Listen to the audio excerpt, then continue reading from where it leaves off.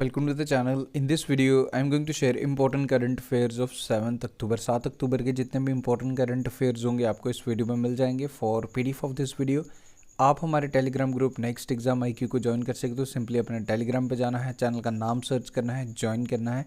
Daily current affair videos के PDF आपको Telegram group से मिल जाते हैं. शुरुआत करते हैं आज के important current affairs. So first question है, Which of the following team has won Irani cup title 2024 after 27 years. So 27 साल बाद ईरानी कप टाइटल इस टीम ने जीत लिया है. आपको बताना है इसका करेक्ट आंसर.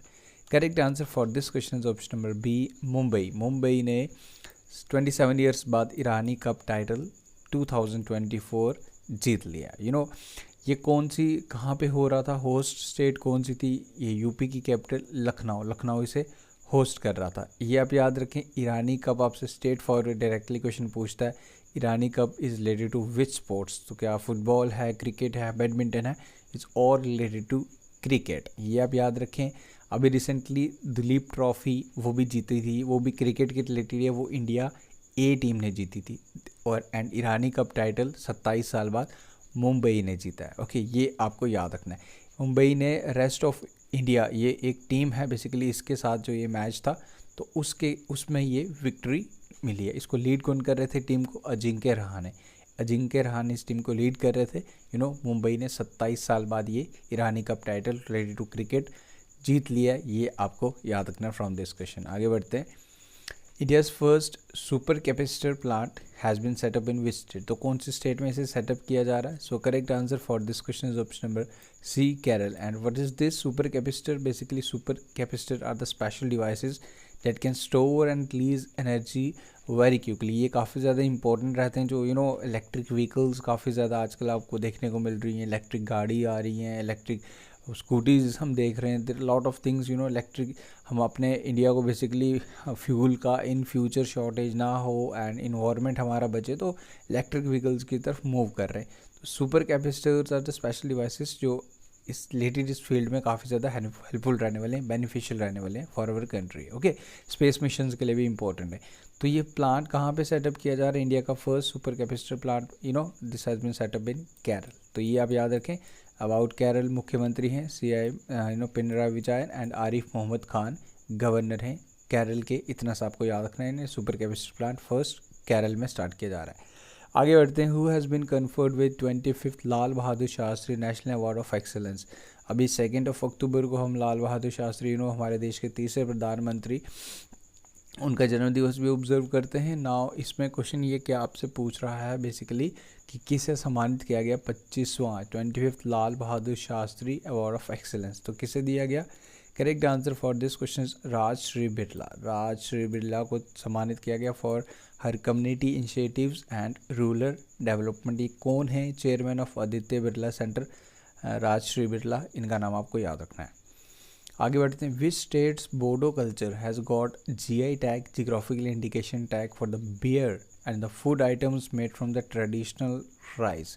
तो कौन सी राज्य की बोडो कल्चर को रिसेंटली बोडो कल्चर को हैज़ गॉट द ये जो कल्चर है बेसिकली बोडो कल्चर की कम्युनिटी के लोगों ने डिफरेंट फूड आइटम्स बनाई हैं, जिनको टोटल 8 आइटम्स हैं तो जिन्हें अभी रिसेंटली GI टैग दिया. अब आपको 8 की याद नहीं रखनी. आसाम का कोई पर्टिकुलर एग्ज़ाम है स्टेट लेवल का, वो आप ज़रूर देख सकते हो. बट ओवरऑल नेशनल के लिए आपको you don't need to remember the 8 names of the different food items जो वहाँ की ट्रेडिशनल, वहाँ की लोकल फूड आइटम्स हैं. सो ये इसका जो करेक्ट आंसर होगा option number A, Assam is the correct answer. Okay, ये कुछ डिटेल्स मैंने यहाँ मेंशन की है, ये आप ध्यान रखें.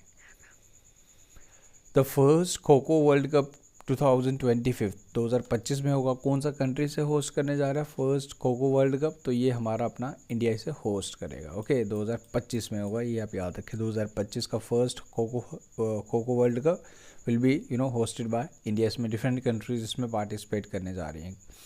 What is the name of the Indian government mission that aims to make India self-reliant in oil seed production over the next 7 years? तो एक ऑब्जेक्टिव है, एक मिशन है जो इसका नाम आपको बताना है, जो इसमें इंडिया को ऑयल सीड प्रोडक्शन में सेल्फ रिलायंट के लिए बनाने में काम करेगा. So name of this mission is national mission on edible oils and oil seeds. Short form में अगर बात करें NMEO ऑयल सीड. तो ये इंडियन और गवर्नमेंट का एक जो मिशन है बेसिकली आने वाले नेक्स्ट 7 ईयर्स में इसमें काम करेगा, इंडिया को सेल्फ रिलायंट बनाएगा in edible oil and oil seed sector. तो ये आप याद रखिए, option number B is the correct answer for this question. And who is our right now, अगर मैं आपसे एग्रीकल्चर मिनिस्टर पूछूं, who is our agriculture minister, आपका जो करेक्ट आंसर होगा शिवराज सिंह चौहान। ये आपको याद रखना है। ये पूरी डिटेल मैंने स्लाइड्स में मेंशन किया, जो चीज़ मैंने आपको बताई, इसमें लगभग 10,000 करोड़ का इसके लिए बजट भी सेट किया गया। Recently prime minister Narendra Modi inaugurated Banjara Virasat museum. this will represent the rich heritage of Banjara community. किस राज्य में, कहाँ पे इसे इनाग्रेट किया गया Banjara Virasat museum? Correct answer for this question is option number D, Maharashtra. याद रखें, इंपॉर्टेंट है। आगे बढ़ते हैं। Who will attend the meeting of council of heads of the government of SCO Shanghai corporation from the Indian side. तो Indian side से ये जो मीटिंग होगी basically council of government meetings, ये हमारे इंडिया की तरफ से कौन इंडिया को रिप्रेजेंट करेगा? So this will be represented by our external affair minister S Jaishankar. And ये हो कहाँ रही है? ये हो रही है जी पाकिस्तान के इस्लामाबाद में। दिस ये रीज़न है, ये इंपॉर्टेंट है। इंडिया की तरफ से हमारे एक्सटर्नल अफेयर मिनिस्टर इसमें इंडिया को रिप्रेजेंट करेंगे council of head of the government SCO का जो ये समिट है। ओके, ये आप याद रखें।